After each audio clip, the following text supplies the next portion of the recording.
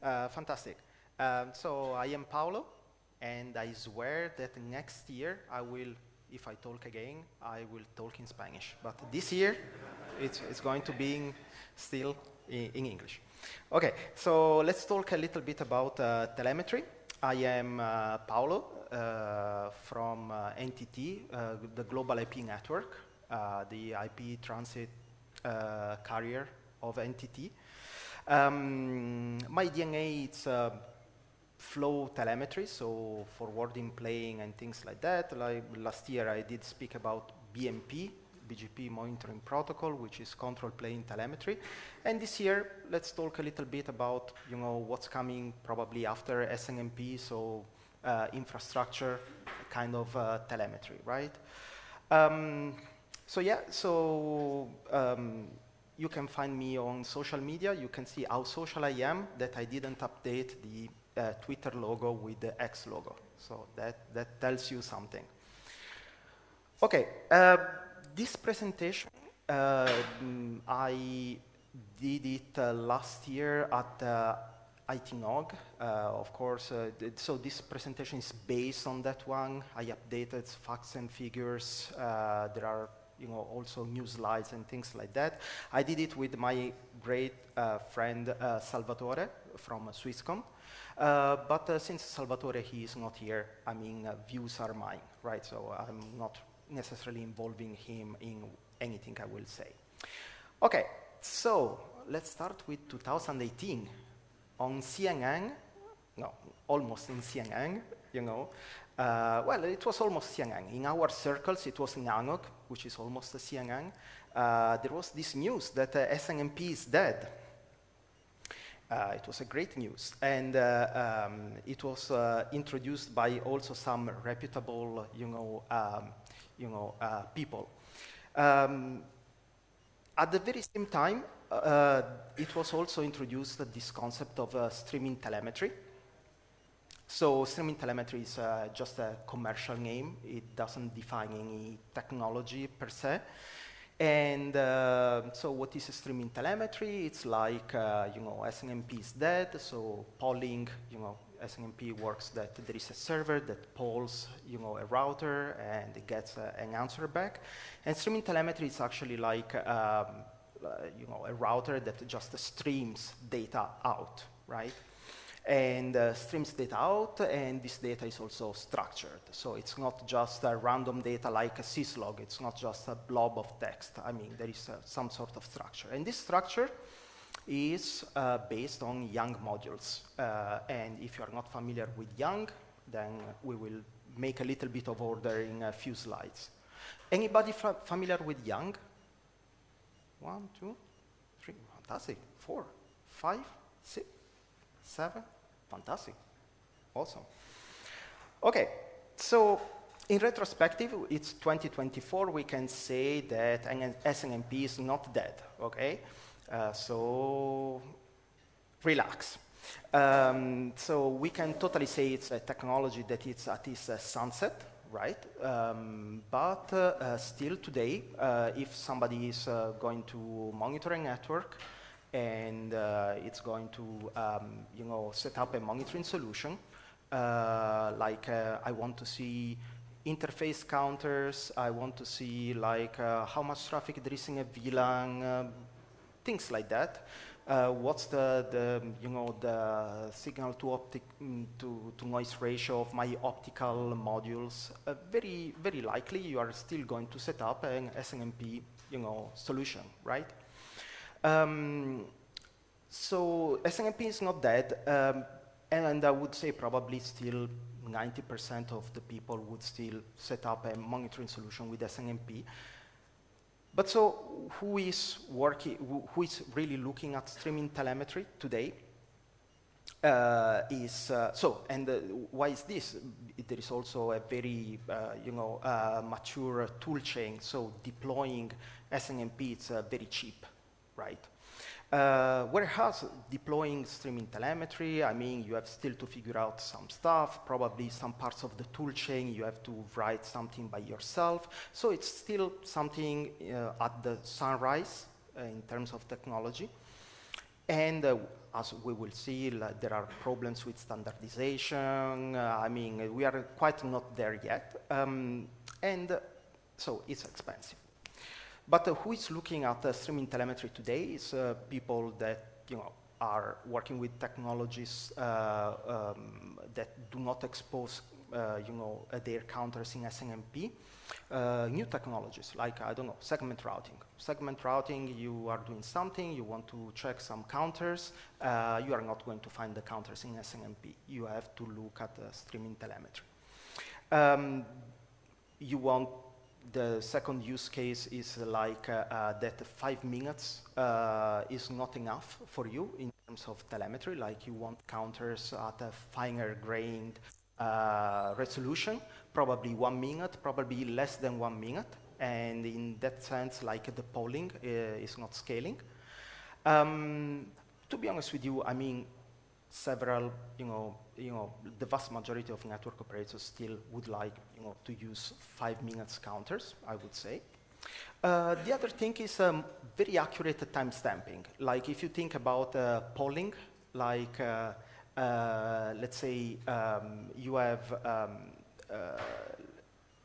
the polling, you have the server that is asking a request, and then the router is answering back. And so you have 2 points in which you are timestamping, which is either when the server is sending the request or when the answer arrives. But the truth is that the event is happening in the middle, like at some point in the middle, and you don't have that timestamp, right? So essentially, like, you lose, accuracy on the timestamping. So streaming telemetry can give you that as well. So let's make a little bit of order, because I mentioned YANG. So it's, we should say, like, first of all, what is YANG? YANG is, a modeling language. It's an XML-based modeling language. It's an awesome name because YANG stands for yet another next generation. And, next generation is always cool. We always want to be cool. So it's, YANG is the thing you should learn.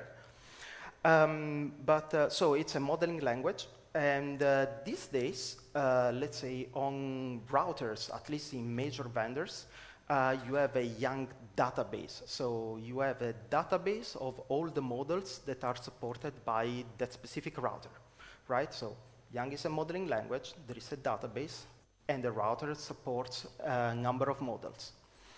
And this collection of models is essentially what you can use to configure the router or to extract information from the router, so the telemetry part, right?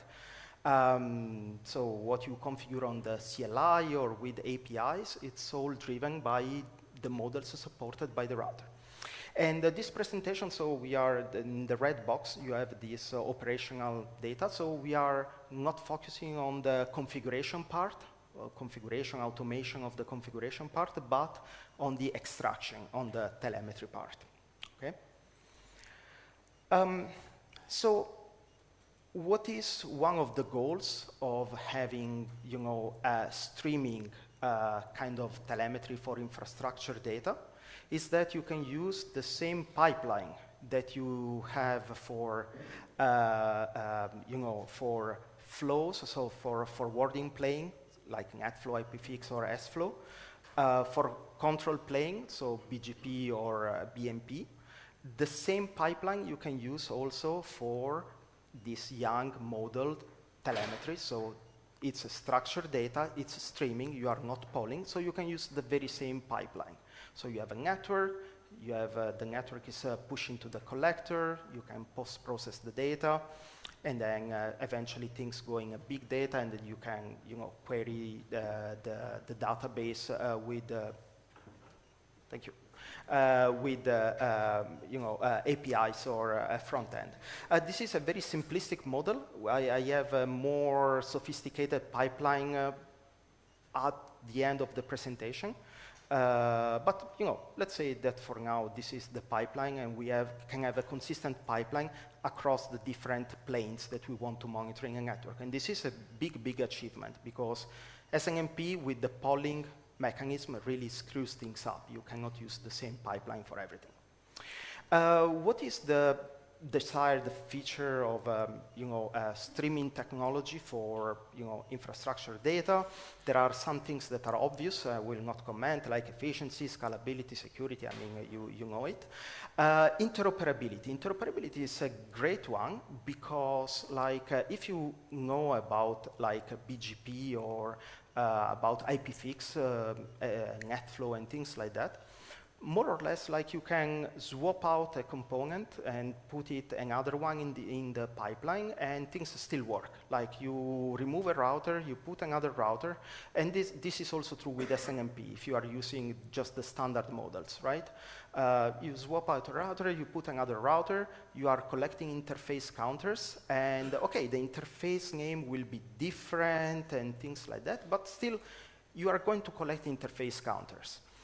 With the, let's say, the streaming telemetry, the incarnation that we have today, we are not there yet, right? So this interoperability is a big thing we want to achieve, like not having something very specific per vendor, but something that really we can swap in and swap out elements. Discoverability is another thing. Discoverability is very important because discoverability of, for example, capabilities of routers, like does this router support events like on change kind of stuff and things like that, helps with automation. And we will see discoverability, it's about automation, but also about semantics. Semantics is a big topic that we are going to talk about. And then, of course, standardization. So what are the limits of the streaming telemetry, the current incarnation of streaming telemetry? So the current incarnation, first of all, just to not leave it like with a commercial name, like it's this gRPC GenMI, kind of incarnation. And it really lacks, if you know about gRPC and GenMI, it really lacks of scalability, like because there is this very complex stack. You have HTTP2, and it's TCP. So really, routers cannot push packets out of the line cards. Right? The line cards, if you know something about routers, I mean, they can route humongous amount of packets and things like that. But you don't have a lot of capabilities on the line card. You have not computing capabilities. Like even keeping up a TCP session on a line card, it's a big thing. So packets have to be routed through the routing processor, right? So through the, let's say, the control processor of the router. And if you know something about the bottlenecks, I mean, things become slow. And so one of the first, and the biggest, feedback that you get, from people that use the current incarnation of streaming telemetry, gRPC or GNMI based, is that, I don't know, I want to monitor 10,000 termination of my BNG. It's not going to work. You are going to get the counters after 10 minutes, probably, right? Okay, so this is the first thing. So we are not there yet in terms of efficiency, scalability, and things like that. Binary encoding.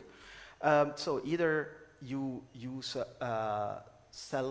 let's say, self-describing, so TLV-based kind of encoding, or if you really want to use the binary encoding of the current incarnation of streaming telemetry, the schema of this binary encoding, it's not YANG, it's a protobuf, right? So you have to transcode YANG into protobuf, and if you know something about transcoding, it comes to a cost.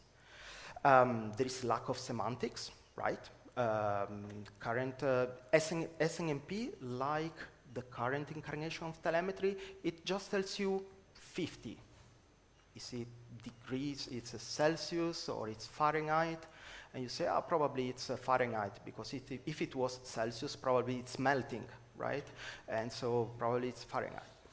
There is no standardized dial-out strategy, so meaning, it's very much subscription-based. especially GNMI.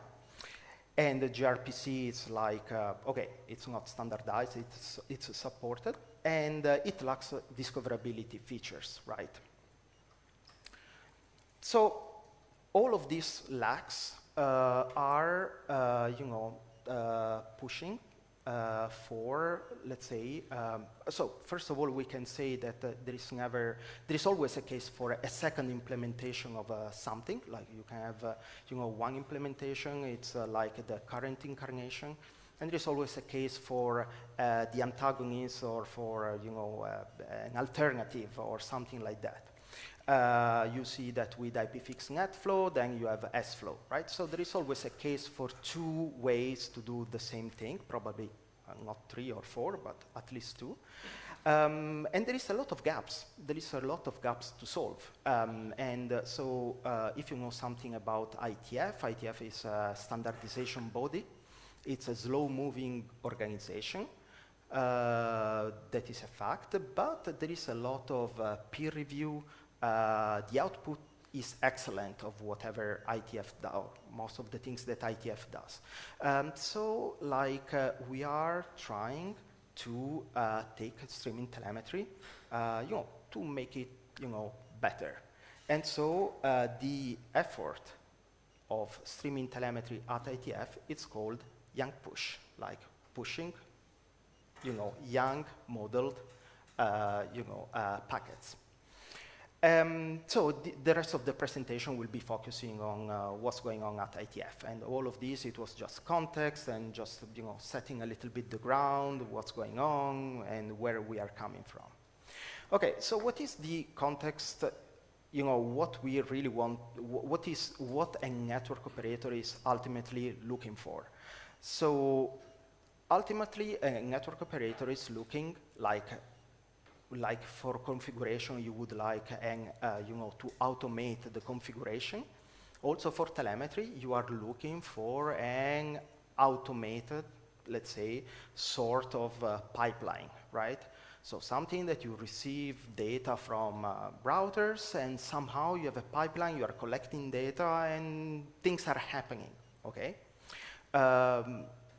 One central part to this is what I was describing before, what I was mentioning before. It's about semantics, right? So if data that is arriving from the router is not including semantics, then you cannot make sense of the data. Then you have to do hacks in your pipeline. You have to go there and code and say, if Juniper, then this is the 35 means, Celsius. If Cisco, 35 is Fahrenheit, and things like that, right? So the semantics is very important.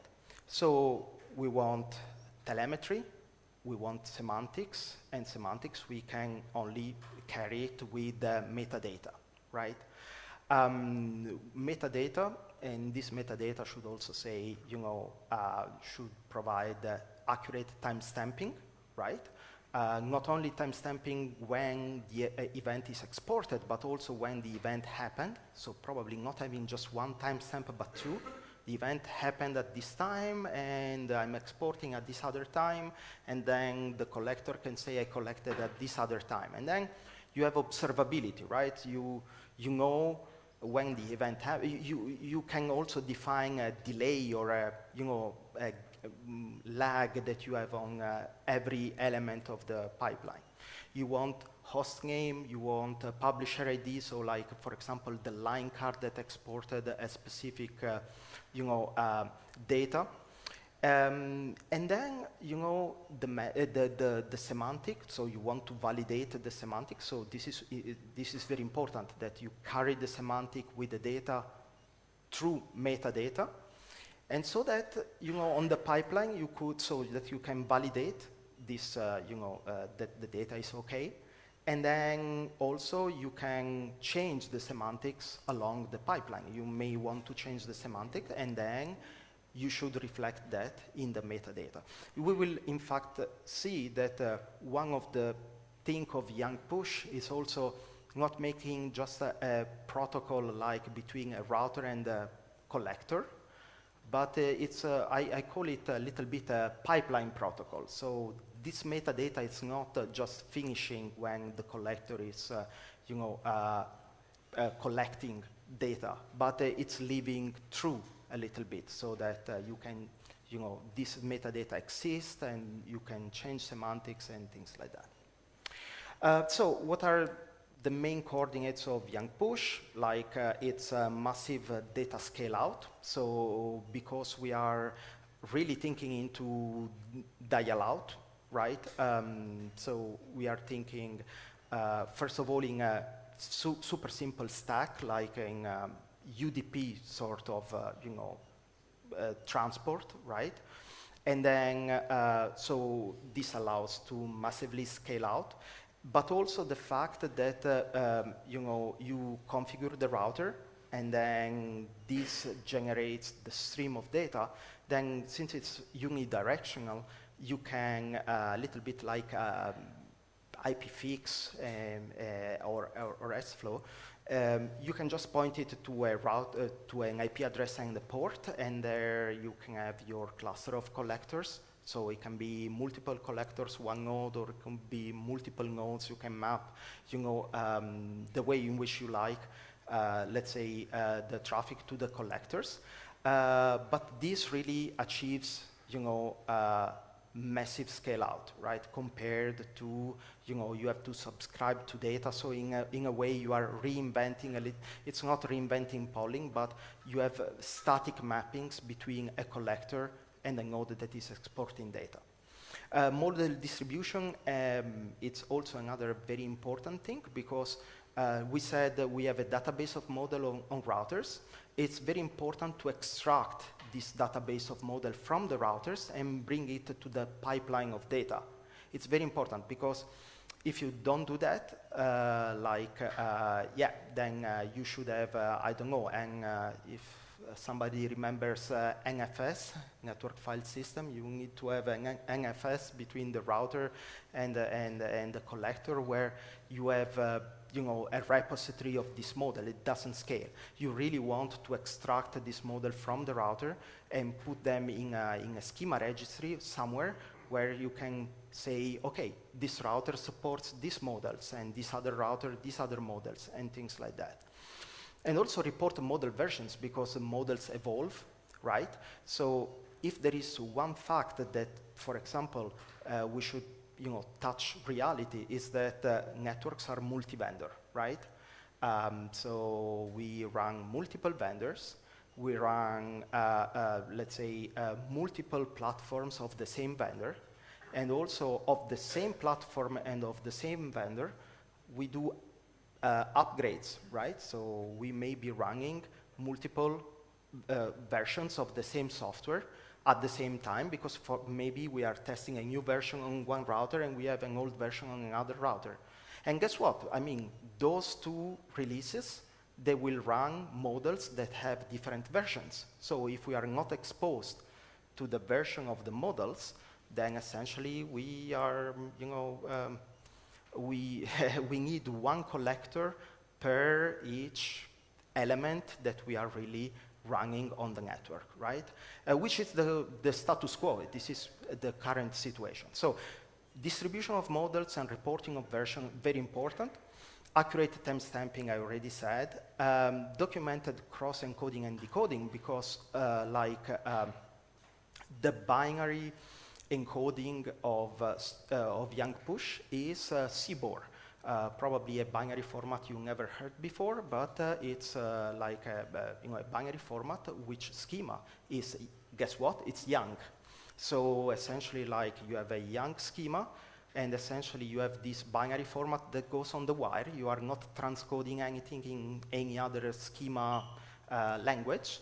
And so, it's young all across the pipeline.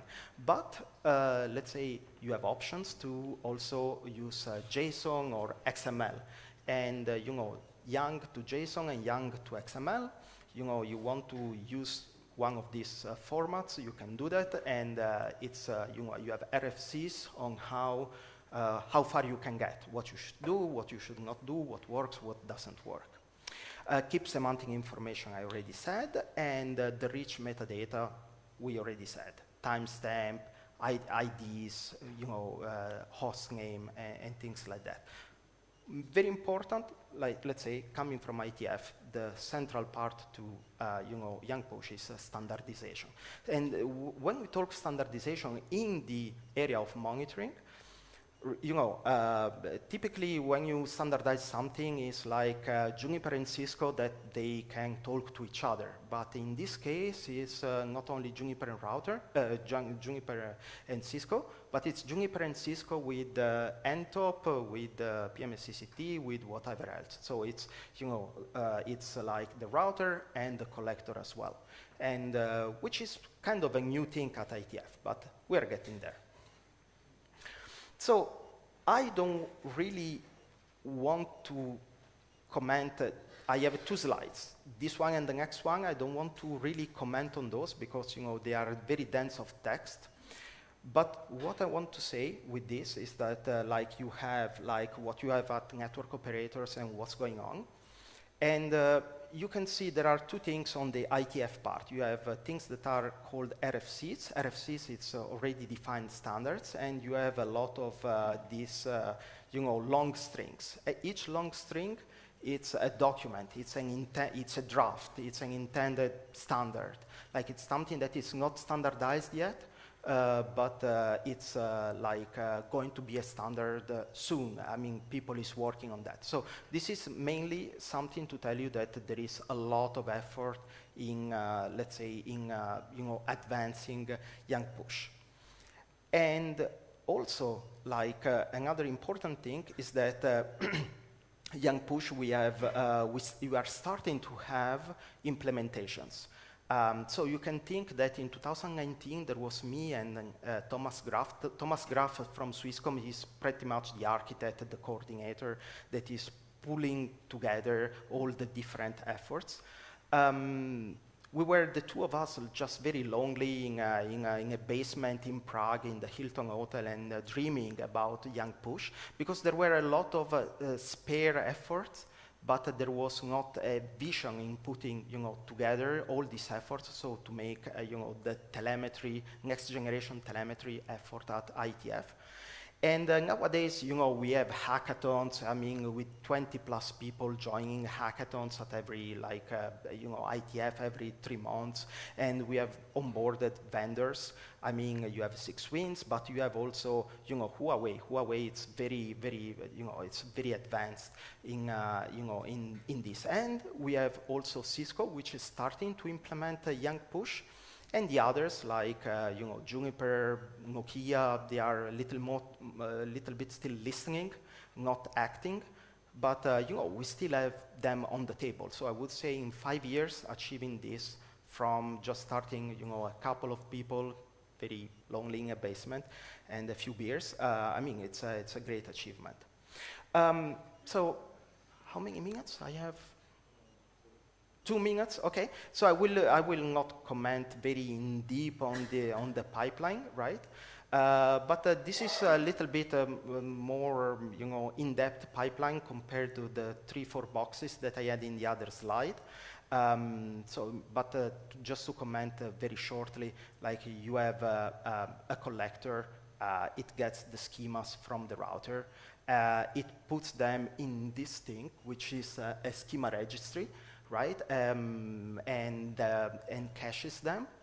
And then essentially what happens is that like when the router sends this binary telemetry, the collector, because there is a schema registry, can validate the data that is being received. And then once the data is validated, it can be pushed on the pipeline with all the metadata and a little ID, like ID 1, ID 10, whatever, which is the ID of this model in the schema registry, so that you send it on a message bus like Kafka.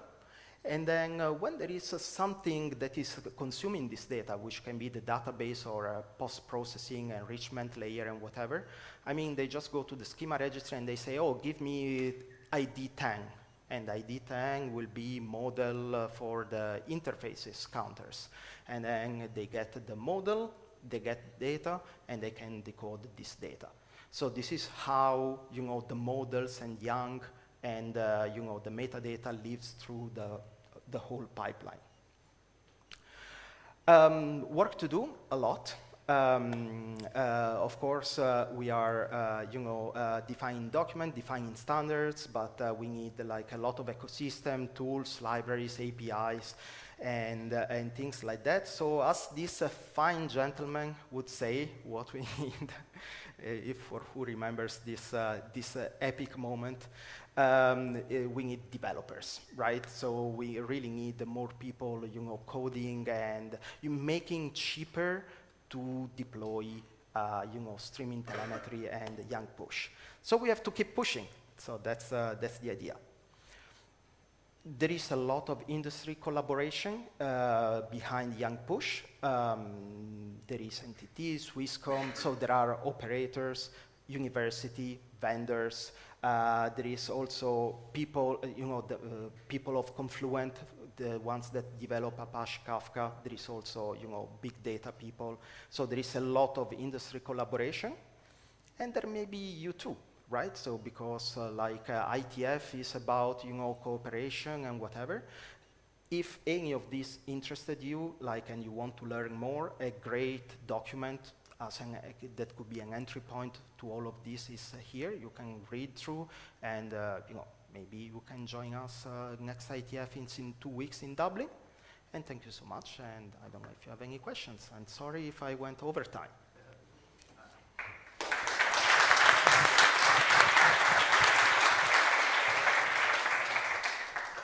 Thank you very much, Paolo.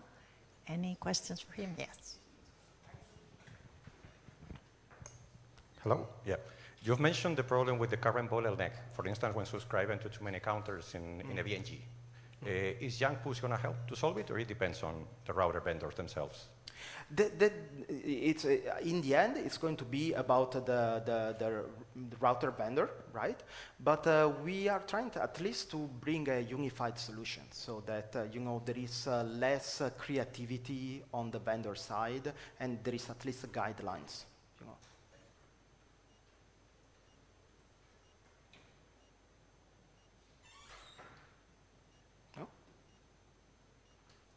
Thank you. ¿Una pregunta más? No?